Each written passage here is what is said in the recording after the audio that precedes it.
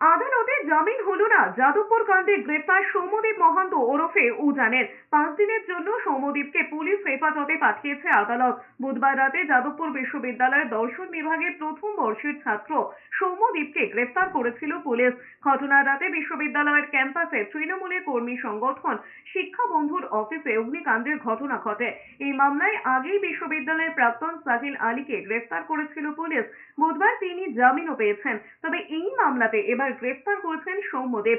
তার বিরুদ্ধে WhatsApp group চ্যাটে বিশৃঙ্খলা তৈরির অভিযোগ রয়েছে। যদিও সোশ্যাল মিডিয়ায় তার নাম সৌম্যদীপ লেখা রয়েছে, পাশে লেখা রয়েছে উজান। বৃহস্পতিবার আলিপুর আদালতে তোলা হয়েছিল উজানকে। 24 তারিখ তার পরীক্ষা রয়েছে।